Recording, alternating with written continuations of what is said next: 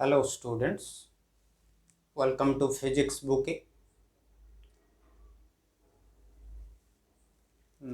आज हम ये वीडियो में डिस्कस करेंगे थर्मल एक्सपांसन के बारे में। प्रीवियस वीडियो में हम डिस्कशन कर चुके हैं जो scales of temperature, temperature heat का यूनिट, डायमेंशनल फार्मूला, ये सब डिस्कशन किए हैं। तो शुरू करते हैं। Thermal expansion.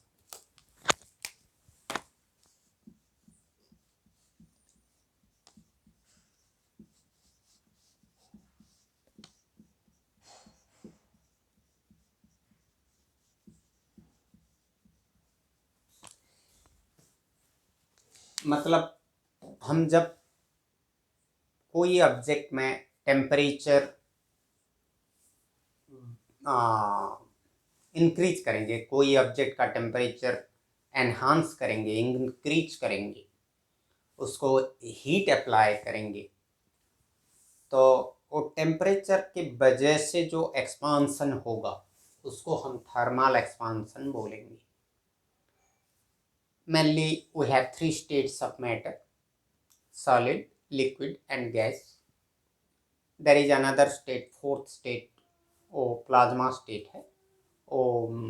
ये यहाँ पर हम उसके बारे में डिस्कशन नहीं करेंगे, मेनली सॉलिड, लिक्विड और गैस के बारे में डिस्कशन करेंगे। हमारे सॉलिड केस में तीनों टाइप का एक्सपांसन हो सकता है: लीनियर एक्सपांसन, सुपरफिशियल एक्सपांसन और वॉल्यूम एक्सपांसन। लीनियर एक्सपांसन में आइदर लेंथ और ब्रेड्थ और हाइट, उसका एक्सपांसन होता है, उसका इंक्रीज होता है। और सुपरफिशियल एक्सपांसन जो कि एक्सपांसन ऑफ एरिया है, और volume expansion, expansion of volume, increase of volume. So solid objects में ये तीनों पॉसिबल है: लीनियर, सुपरफिशियल, वॉल्यूम। मगर लिक्विड और गैसियस सब्सटेंसेस में ओनली वॉल्यूम एक्सपांसन ही होता है। तो एक्चुअली ये होता क्यों है, इसको थर्मल एक्सपांसन समझने के लिए, थर्मल एक्सपांसन क्यों होता है उसको समझने के लिए हम टेम्परेचर का इफेक्ट के बारे में जानना होगा। जब कोई सब्सटेंस में हम टेम्परेचर अप्लाई करेंगे, सॉलिड हो या लिक्विड हो या गैस हो, टेम्परेचर मिलने के बाद उसका जो एटम्स होते हैं वो ऑब्जेक्ट का, वो एटम्स वाइब्रेट करते हैं, उनका एनर्जी बढ़ जाता है। तो एटम्स का एनर्जी बढ़ जाता है, उनका वाइब्रेशन ज़्यादा हो जाता है। तो इसलिए क्या होता है, वो एनर्जी बढ़ने से और एटॉमिक वाइब्रेशन बढ़ने से इंटर एटॉमिक डिस्टेंस बढ़ जाता है। इंटर एटॉमिक डिस्टेंस मतलब एटम और एटम के बीच में जो डिस्टेंस, एक ऑब्जेक्ट में कई सारे एटम्स होते हैं, तो जब टेम्परेचर डालते हैं एनर्जी बढ़ जाता है, एटम्स का एनर्जी बढ़ जाता है, उनका वाइब्रेशन ज़्यादा हो जाता है। तो इसलिए inter atomic distance, atom atom के बीच में डिस्टेंस भी बढ़ जाता है। तो एटम एटम के बीच में डिस्टेंस बढ़ गया तो उनके वो डिस्टेंस बढ़ जाने से उनको ज़्यादा एरिया चाहिए, ज़्यादा वॉल्यूम चाहिए होगा, ज़्यादा लेंथ, ज़्यादा ब्रेड्थ चाहिए होगा, तो इसलिए एक्सपांसन होता है। तो इसके लिए पोटेंशियल एनर्जी कर्व जो होता है, पोटेंशियल एनर्जी कर्व, वो पोटेंशियल एनर्जी कर्व इस टाइप का होता है, इस टाइप का। हम वाई एक्सिस में पोटेंशियल एनर्जी लेते हैं और इस तरफ आर लेते हैं। आर है हमारा inter atomic distance, inter atomic distance, और ये है potential energy of the object. Suppose ये जो लोएस्ट वैल्यू है यहाँ,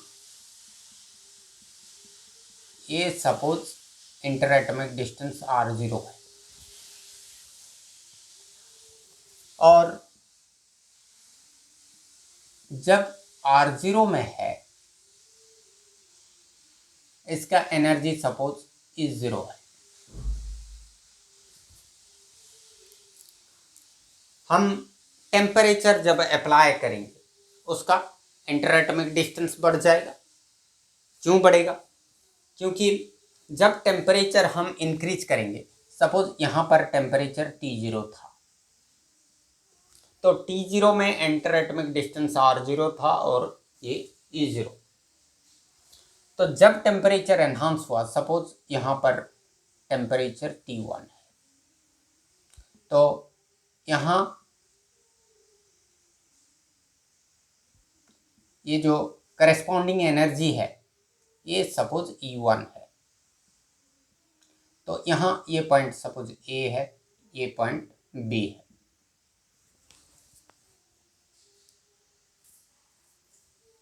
तो क्या हुआ?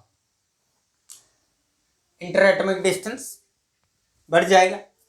टेम्परेचर को और थोड़ा बढ़ा देते हैं, सपोज T2, तो ये भी एनर्जी भी बढ़ जाएगा E2। ये नेगेटिव डायरेक्शन है। तो टेम्परेचर बढ़ने से एनर्जी बढ़ जाता है और इंटर एटॉमिक डिस्टेंस, सपोज ये CD है, इंटर एटॉमिक डिस्टेंस बढ़ गया। तो टेम्परेचर जब बढ़ते जाता है इसलिए एनर्जी बढ़ गया और इंटर एटॉमिक डिस्टेंस भी बढ़ गया। तो ये पोटेंशियल एनर्जी कर्व से ये पता चल जाता है। Potential energy curve means it is the variation of potential energy with change in inter atomic distance. तो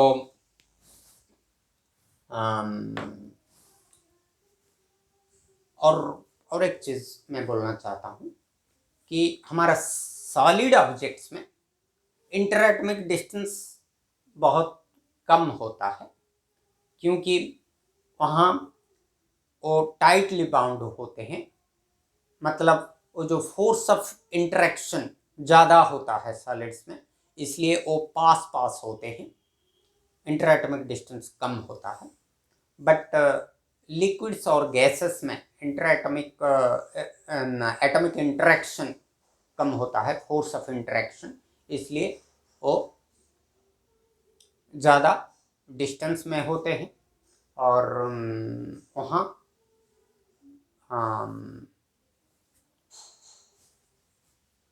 लिक्विड और गैसेस में इंटर एटॉमिक डिस्टेंस ज़्यादा होता है, क्योंकि फोर्स ऑफ इंटरेक्शन कम होता है। तो अभी चलते हैं सॉलिड ऑब्जेक्ट्स का एक्सपांसन के बारे में पढ़ते हैं। लीनियर एक्सपांसन, सुपरफिशियल एक्सपांसन और एरिया एक्सपांसन और वॉल्यूम एक्सपांसन, एक के बाद एक डिस्कस करते हैं।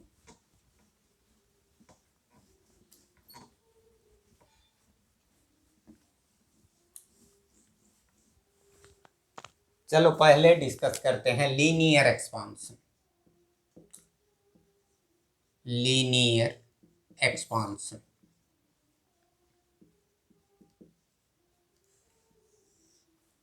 सपोज एक वायर है, this is a piece of wire, उसका length suppose Li। I for initial length, that means at the beginning its length was Li। उसके बाद जब हम उसका टेम्परेचर बढ़ाएंगे या थर्मल एक्सपांसन करवाएंगे, तो सपोज उसका फाइनल लेंथ हो गया Lf। ये जो length suppose Lf, final length, F for final. तो हमारा चेंज इन लेंथ क्या हो गया? change in length, LF minus LI. This is change in length. और जब लेंथ LI था, इसका टेम्परेचर सपोज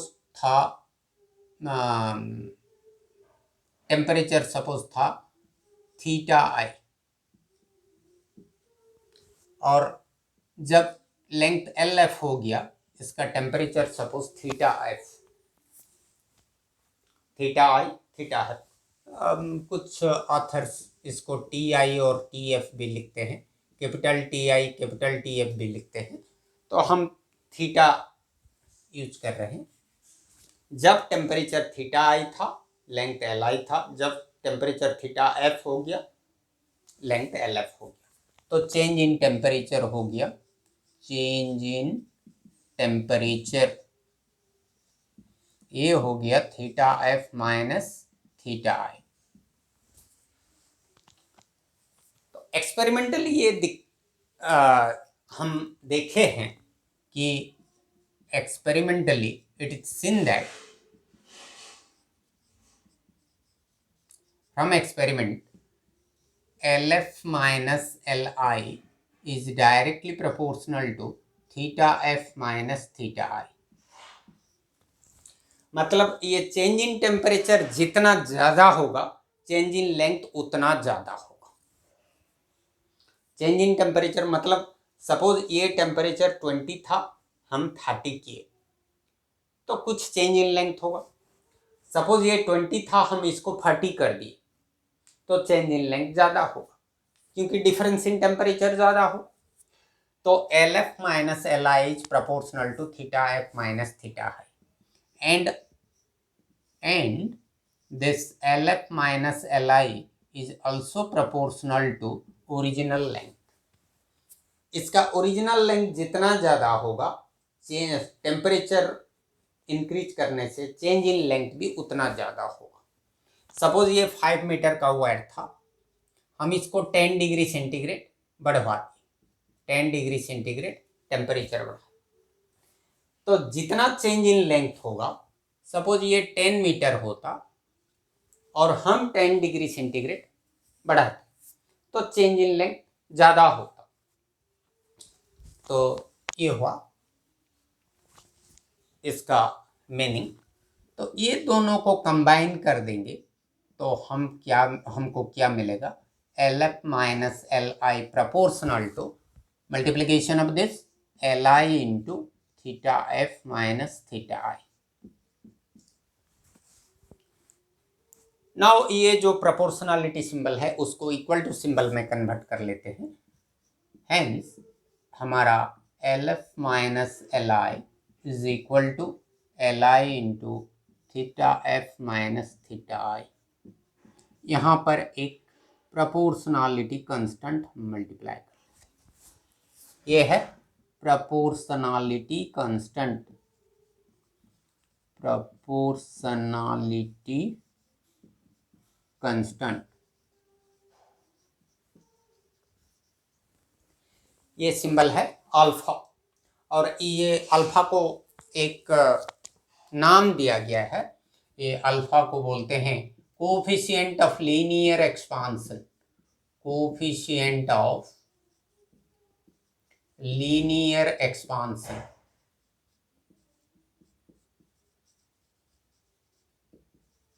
राइट, अल्फा को कोफिशिएंट ऑफ लीनियर एक्सपांशन बोलते हैं।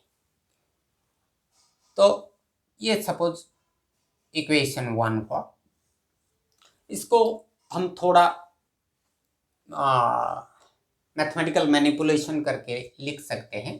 कैसे, LF इज इक्वल टू, ये माइनस LI को इस तरफ ले आओ, LI plus alpha LI theta F minus theta I, right.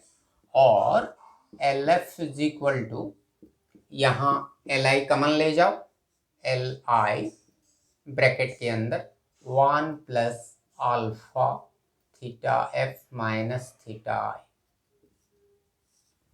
Right. और हम इसको याद रख सकते हैं। और कुछ अथर्स ऐसे भी लिखते हैं LF is equal to LI into 1 plus alpha into delta theta. ये theta F minus theta I change in temperature, change in temperature को ये सिंबल दिया गया है डेल्टा थीटा। तो हम ऐसे भी याद रख सकते हैं। तो ये जो equation LF is equal final length is equal to initial length into 1 plus coefficient of linear expansion into change in temperature. और इक्वेशन 1 से हम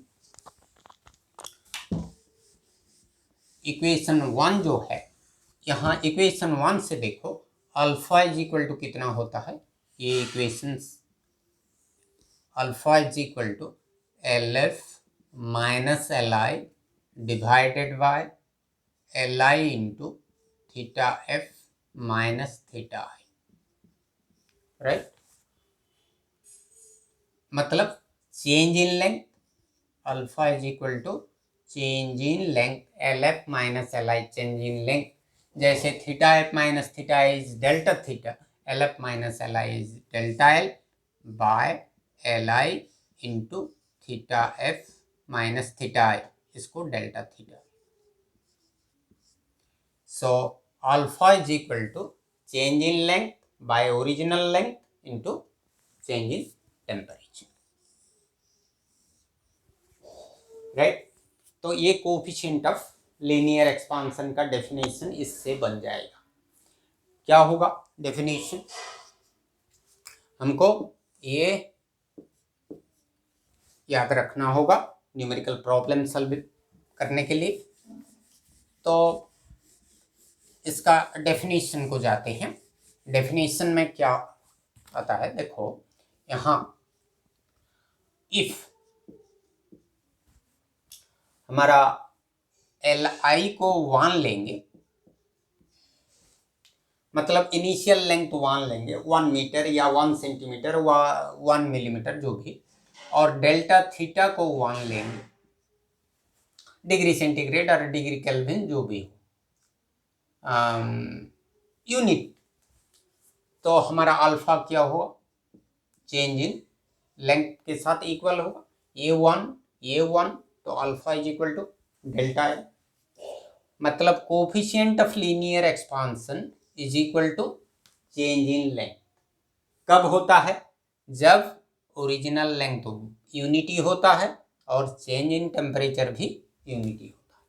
सो we can define the coefficient of linear expansion of a solid object can be defined as coefficient of linear expansion of the material of the solid object can be defined as the change in length when original length is unity and change in temperature is unity. In this way we can define, or in another way, coefficient of linear expansion can be defined as the change in length per unit original length per unit change in temperature. Coefficient of linear expansion is किसका coefficient, वो जो material of the object, coefficient of linear expansion of material of A solid is defined as the change in length per unit original length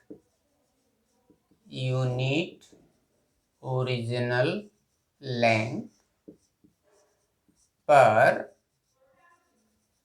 unit rise in temperature.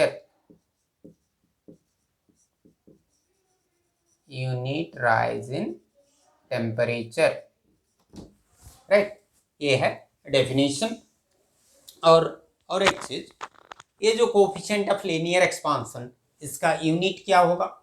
इसका unit SI unit, देखो ये change in length का unit metre, इसका unit metre, इसका unit kelvin. तो metre by metre into kelvin, metre metre cancel हो गया, तो केल्विन इनवर्स, तो इसका एसआई यूनिट है केल्विन इनवर्स, राइट। और डिग्री सेंटीग्रेड इनवर्स, ये एसआई यूनिट केल्विन इनवर्स, हम डिग्री सेल्सियस इनवर्स भी लिख सकते हैं। ये एसआई यूनिट नहीं है। और इसका डायमेंशनल फार्मूला होगा m0 L0 T0 थीटा -1। ये टेम्परेचर के लिए थीटा लिखा जाता है, राइट। ये है L, इसके लिए L और इसके लिए थीटा, तो L कैंसिल, तो हमारा क्या बनेगा L0 M0 T0 theta -1। This is the dimensional formula for alpha. तो ये हो गया लीनियर एक्सपांशन। सिमिलरली मैं और इन डिटेल नहीं जा रहा हूं, सुपरफिशियल एक्सपांशन, सुपरफिशियल एक्सपांशन ये है टू डायमेंशनल एक्सपांशन, मतलब लेंथ और ब्रेड्थ, एक प्लेन, सपोज एक स्क्वायर ऑब्जेक्ट लिया हुआ है, या एक क्या रेक्टेंगुलर ऑब्जेक्ट लिए हैं, तो उसका सुपरफिशियल एक्सपांशन, लेंथ का एक्सपांशन, ब्रेड्थ का। तो एरिया मतलब ये two dimensional, 2D expansion, two dimensional. तो लीनियर एक्सपांशन है वन डायमेंशनल एक्सपांशन, 1D। तो यहाँ क्या होगा, यहाँ एरिया का एक्सपांशन, तो हमारा क्या आएगा AF minus AI directly proportional to AI। Change in area is proportional to original area, और AF minus AI proportional to change in temperature theta F minus theta I। ये दोनों को कंबाइन कर लेंगे तो हमको मिल जाएगा AF minus AI proportional to AI into theta F minus theta I, and this gives us AF minus AI is equal to करेंगे तो ये प्रोपोर्शनलिटी सिंबल चला जाएगा, हमको एक प्रोपोर्शनलिटी कांस्टेंट मल्टीप्लाई करना पड़ेगा, AI theta F minus theta I। तो ये हो गया इक्वेशन नंबर 4। तो ये है प्रोपोर्शनलिटी कांस्टेंट, और इसका नाम है coefficient of superficial expansion. Superficial expansion वो था कोएफिशिएंट ऑफ लीनियर एक्सपांशन, ये है कोएफिशिएंट ऑफ सुपरफिशियल एक्सपांशन। और इसमें से हम लिख सकते हैं beta is equal to AF minus AI divided by AI into theta F minus theta I, और हमारा beta is equal to change in surface area by original area into change in theta. वहाँ change in length, original length, change in temperature था, यहाँ change in area, original area into change in temperature. तो इसका भी SI unit वही same है kelvin inverse, और dimensional formula वही है M0 L0 T0 theta -1, right. और यहाँ भी हम लिख सकते हैं AF is equal to AI into 1 plus beta into delta theta, right. ये AI को इस तरफ ले जाओ, A F is equal to A I common ले जाने से 1 plus beta theta F minus theta A की जगह डेल्टा थीटा। तो